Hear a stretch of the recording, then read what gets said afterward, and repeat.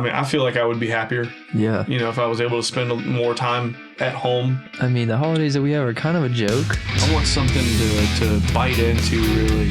So you want to hear about a guy with a metal nose?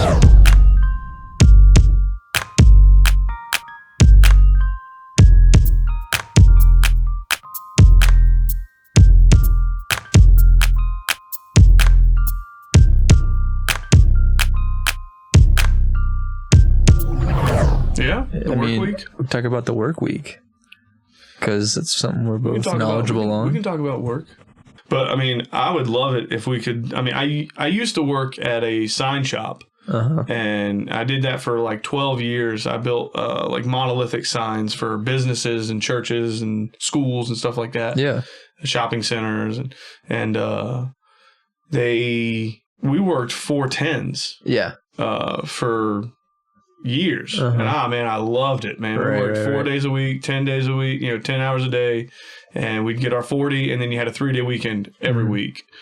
I loved working 410s. I think a lot of companies are just nervous that, like, if they shorten the work week at all in any way or step away from a 9 to 5, basically, that people are going to be less productive, maybe, or that it's going to cost them more somehow.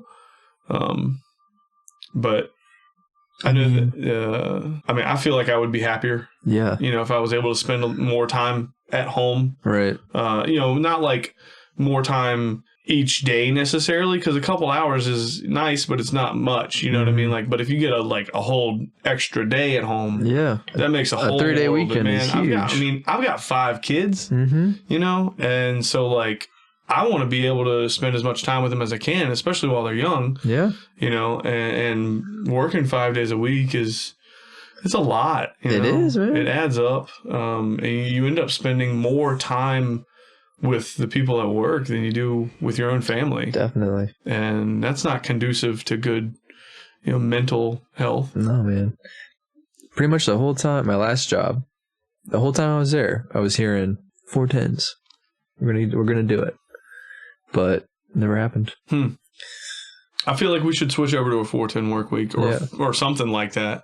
Has anybody like done that? In the U.S. or just in general? Yeah. I feel like definitely there are companies that do that. I mean, I've heard of it.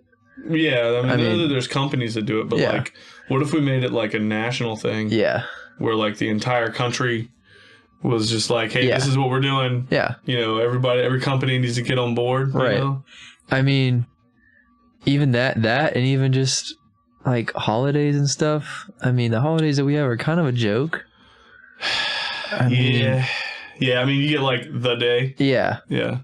Or, I mean, different companies have different benefits around that. But, I mean, in Europe, they work like way less. And it seems to me that the whole country's agenda is less focused on work. Like, kind of like the American dream is sort of just like a hoax, kind of. Well, I think it was necessary earlier in the country's like establishing years. Yeah, when the country was becoming the dominant force in the world. Yeah, we were grinding. We had to grind. Yeah. You know what I'm saying? Like, we had to grind to make it to the top and to secure our position there. Yeah, I guess. But I feel like we've gotten to a point now where people recognize that, like, we've gone beyond that. Like, like the U.S. public, the everyday civilian has recognized that, the U.S. is as secure, pretty solidly as the dominating force in the world. I mean, we're just picking fights that we're not even involved in. Both sides of every war that's happening. Yeah. I mean, we're literally on both sides of every single one that's out there. And starting them sometimes. Well, yeah, 100%. I mean, in between two countries that we're not even, it's like... Yeah, I mean, they prolonged the entire Afghanistan thing. Yeah, I mean, from what I watched a podcast this week. Who was it talking about how they just kind of dragged their heels on taking out bin Laden. Really? Like, they knew where he was multiple times and chose not to go and take him out, basically. Sheesh. I mean, the guy's 6'2". Yeah. And he disguised himself well, yeah. Well, yeah. Contractually. He disguised himself as a woman regularly in public to try to, like just stay off the radar. Right, to try to stay off the radar. But this dude's 6'2". Like, how could you miss him? And they knew where he was basically half the time. The woman, the 6'2" with the beard, that's him. Yeah. I mean, come on, man. Like, and so, but they eventually, felt like they had milked enough out of it, I guess. And they went in and took him out. But jeez. But even when they did go to take him out, that time, from this thing that I watched, it was from one of the SEALs. It was talking about how, like, they weren't 100% sure the time that they went to kill him. Yeah, like they had made an assumption basically based on the number of clothes that were hanging on the line out back. Jeez. Yeah. Dang. Because there was 2 families living in this house. They knew that. Yeah. And they knew that they were closely associated with Al-Qaeda. They just knew that, like, he was in the area. And they knew that he was in the local area, basically. And they continuously, just like day after day, they would count the number of clothes on the line. And they kept seeing these really long dresses. Too many. Yeah. Yeah, all these long dresses with beard hairs all over them. They were like, it's got to be him. But they saw the number of clothes that were on the line, and they came to the conclusion that there had to have been another family living there with him. And they were like, and they were like, well, this is it. Yeah. So that's when they decided to build the mock house that they did. Oh, yeah. They didn't know the interior. Dude, the story. I mean, how would you know? Watched, there's a whole documentary about the. I know very little. Oh man, it was nuts the way that they did it. Dang. They built this like house. It was a replica of the exterior of the house, and the whole compound. Yeah. But they didn't know what the inside of the house looked like.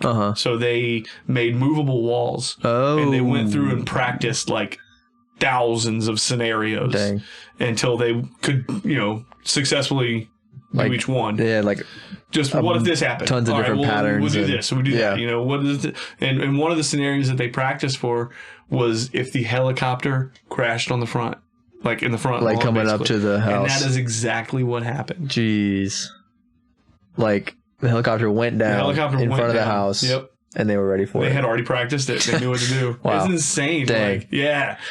And to get into the house, apparently it was like some false door. Dude opened it for him.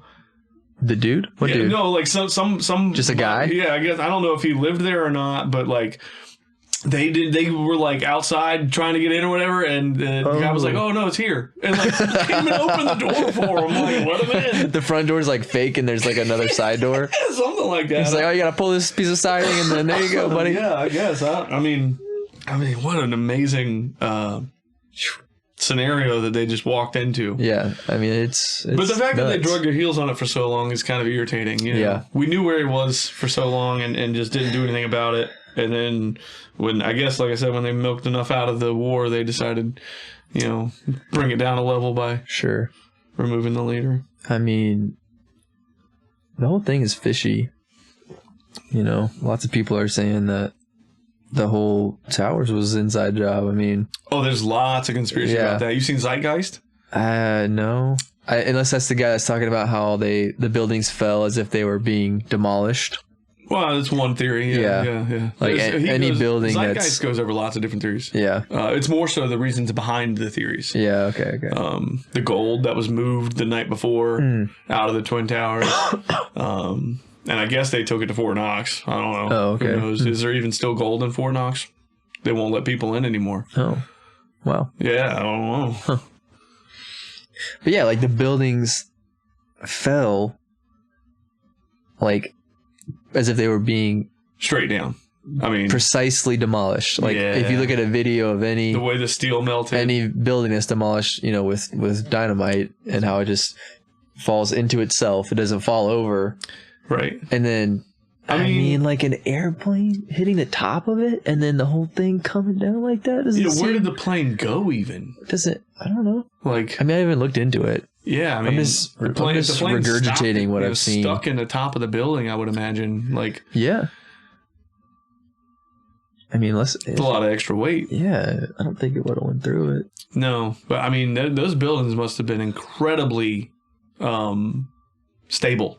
Yeah. To be able to endure that kind of an impact. Yeah. And then also support the weight clinging in the impact. You know, right. if the plane stays in the building and it, is moving with the building, that's really stable. Yeah.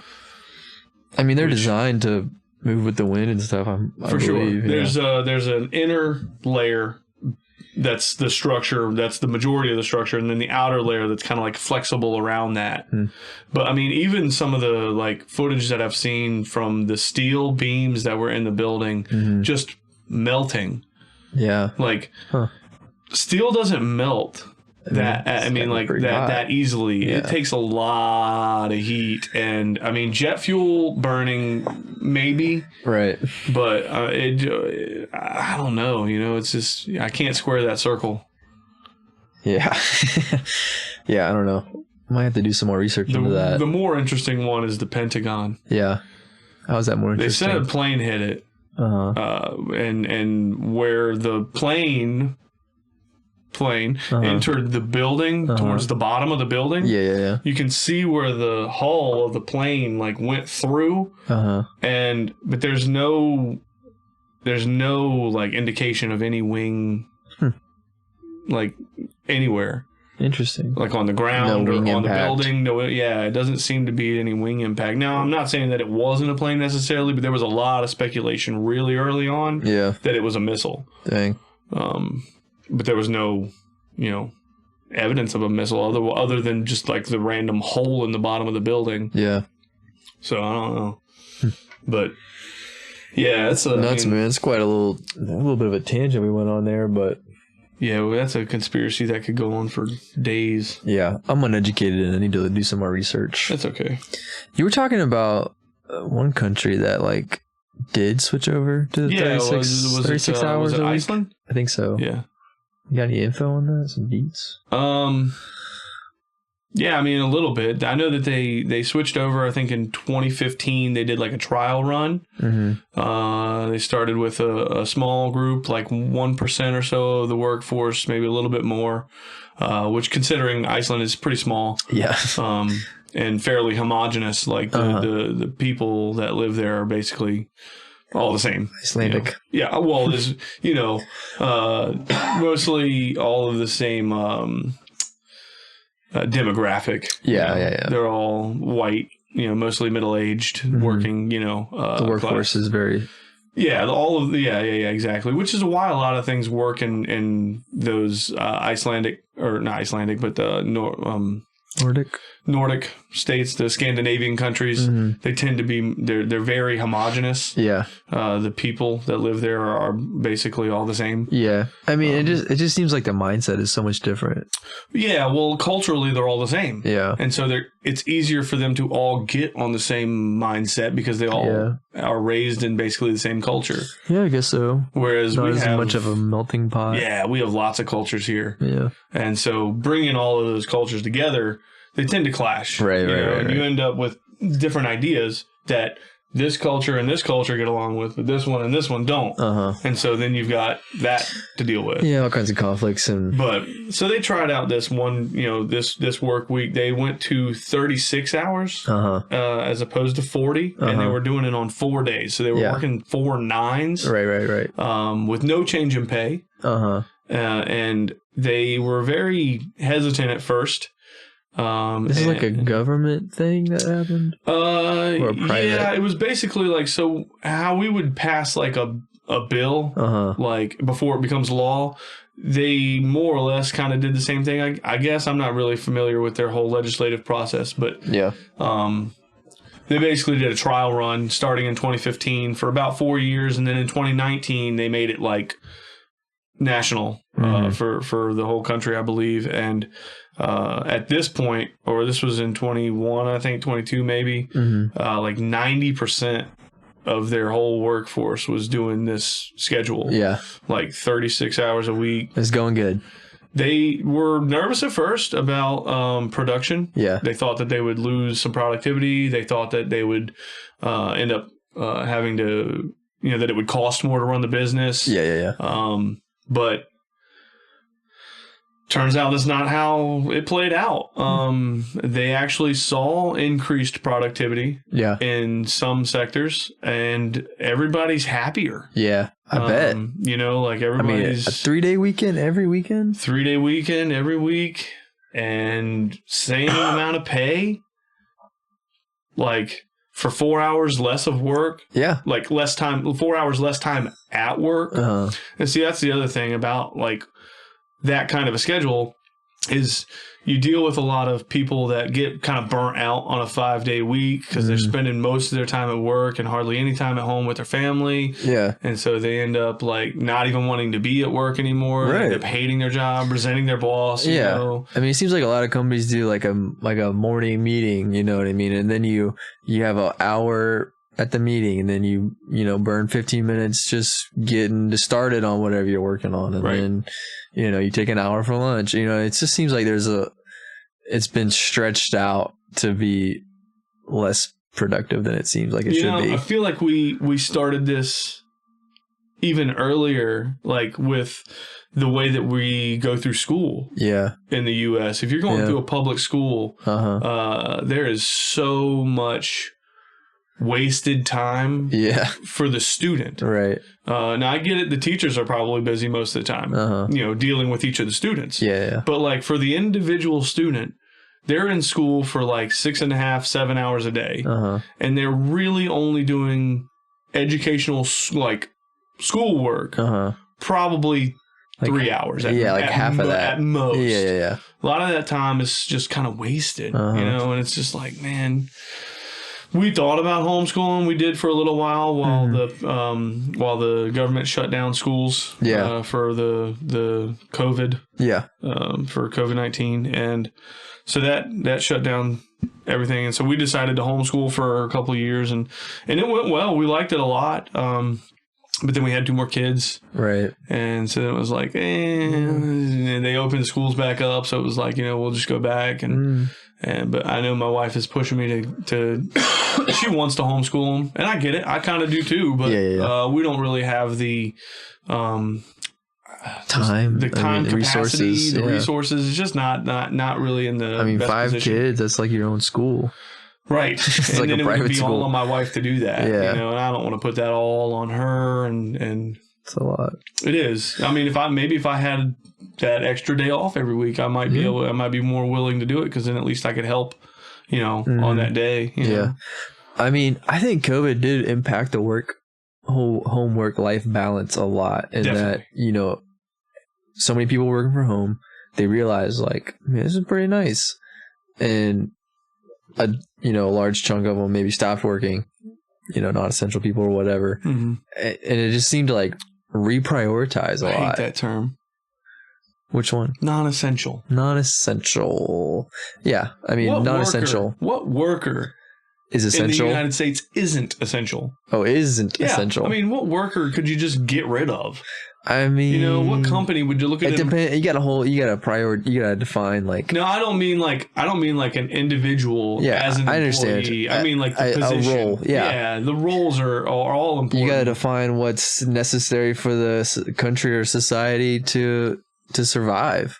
I mean, and that just depends on what kind of a society you want to live in. Yeah, sure. And we've become very accustomed. We have to ease of life. We want things like, simple and easy. What I'm saying is, people started like prioritizing working from home, flexible schedules, a lot more than they did before COVID. It seems like. I mean, more. And they showed the companies that, hey, we can still do business this way. Yeah, we did it for 4 years, basically. Yeah. And just companies were like, nah. Yeah. Nah, we need you to come back. Now, I do see the necessity for certain jobs to be. Yeah, you got to be, in your place of work. Yeah. I mean, any service industry, Yeah. Majority of the trades. Most office jobs, though, could probably be done from home. Yeah. Yeah. If it doesn't directly deal with another employee or like a product. Yeah. If you're not like face to face with a customer. Yeah, exactly. And a lot of companies are still doing that. Yeah. But most companies have definitely downsized their work from home staff. Yeah. And I think that is having a negative impact on a lot of workers. I mean, it's probably just a lot of, you really see who's productive and who's not, I guess. I mean, it does. Yeah, it does show you that for sure. Yeah, and then you got it created a whole market for what are they called? Jigglers, isn't that what they're called, or something like that? The things that move the mouse, I guess. Oh yeah. Yeah, that's crazy. I know, man. Like created a whole market for a new product. Yeah, that, like I mean, there's software that does it too. It existed before, but like I'm sure that their sales went through the roof. Oh yeah, once companies started tons monitoring of different projects and stuff. Yeah, yeah. I mean, the little move the mouse every 5 seconds, and then they started getting fancier. And fancier is like, the company would some companies like monitored if it was just like a micro mental movement, like if it didn't seem human, you know what I mean? So they made them fancier and do more. It's weird, man. Yeah, they just keep trying to make them more intelligent so that people can do less work. To outperform the monitoring software or whatever. It's a competition between the monitoring software and the mouse software, so that you can not work. I mean, I don't want to say it, but I mean, like, I kind of feel like it. This is like, how lazy can we get? Like, I mean, yeah, for real. I mean, it's like, that's the goal. Yeah. But maybe with the future advancements of AI, and I feel like that's a definite possibility that work as we know it, because it comes to an end, become a thing of the past. Yeah. Yeah, I mean, we talked a lot about that on our first episode. Yeah. Ballseye. Yeah. Speaking of our first episode, you sent me a video of those unitrees fighting, man. Dude, yes. I was laughing so hard. It's so funny. I feel like we gotta watch some of it. It wasn't super like great. Yeah. The fight. Yeah. Until the very end. When the one robot just was able to knock the other one down. I was pretty impressed with the end of it. Let's watch some of it, man. Yeah. Because I mean, we saw the demo video where they just like showed what it could do, kind of stuff, and then this is like them putting two Unitree G1s up against each other in a fight. The fight began with a clash of kicks. Robots traded blows back and forth. Green took the first fall when a kick went wrong, but it was back on its feet in no time. The green team was feeling confident, taunting red repeatedly. At one point, the robots got stuck together, needing to be. And then the referee's like 2 feet taller. Now, just so that we're aware here, these are not uncontrolled. They're under robot. Yeah, you can see the guy here. Yeah, remote control. I mean, controlling the robots. It's not an autonomous fight. Yeah, they're not autonomous at this point in the fight. Whoa. Although I have to imagine to an extent they are, because that probably was autonomous. The self-catching. Yeah. Called its own balance. Put green down again. Ooh. So I'm kind of curious as far as what kind of one more big push left in it. human interaction they had. AI strategist in the middle of a kick, throwing the robot off balance and sending it stumbling into the rope where it got tangled up. Green blocks a lot of whatever the robot equivalent of heart is. It just looks like some 12-year-olds, man, just going at it. It really does. I mean, same size as a 12-year-old, and even kind of the same, like, awkward, not quite coordinated, maybe. Just like, I don't know, man. It cracked me up. Dude. It was really funny to watch. Yeah, I thought it was really funny. And after seeing that, I was like, oh, I'm not too worried about this thing. Yeah. Yeah, it's not, Clearly, it can't even fight. I mean, not yet. Not yet. Let it learn a little bit more, though. Mm-hmm. That's what I was saying. Like, it's got to be kind of a miniature size. It can't be full scale, man. No, it can't be something that's going to be not to be in my house. Not my casa. But yeah, it's nuts, man. So you want to hear about a guy with a metal nose? Let's do it. Bring it on. All right. His name is Tycho Brahe. Tycho Brahe? Brahe. Like Brahe. Brahe. Brahe. Brahe. Brahe. Brahe. Brahe. It's Brahe. I think it's Tycho Brahe. It might be Brahe. Brahe. Anyway, whatever. So this guy was an astronomer. Sorry, we butchered your name. That's okay. He's dead. He didn't care. Oh, he's dead. Actually, his death was... I'll tell you about that. All right. Here we go. Let's do this. Tycho Brahe. He was an astronomer. Born in 1546. 1546? 1546. Yeah, I'd say he's dead. Good Lord. Anyway, so the telescope was supposedly invented in 1608. So he's an astronomer using near sight. 1546, eyesight. You said? Yeah.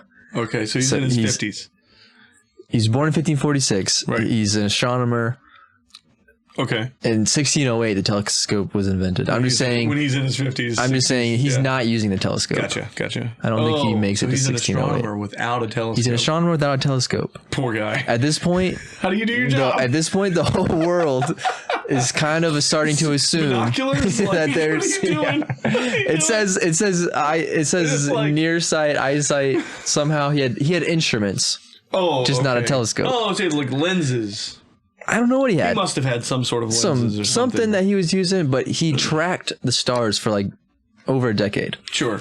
And society had sort of like started to assume like, you know, we're in a heliocentric solar system with the sun at the middle, but this guy assumed that the Earth was in the middle. Right, but that the sun was orbited the Earth. Yes. But that the rest of the planets orbited the sun. They call it a geo-heliocentric. Geo-heliocentric. So it's a combination of the two. So instead of just geocentric and just heliocentric, geo-heliocentric. Right. Wow, that's weird. Yeah. And he turned out to be wrong on that. Yeah, clearly.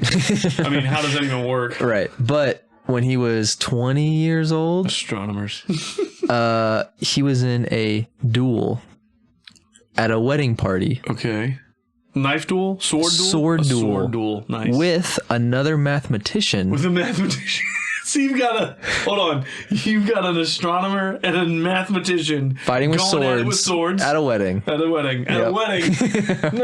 okay. Basically, Tycho was like, I'm a better... Do you know where this is? This was in a Danish nobleman. So Denmark. Okay, so he was in Denmark, okay.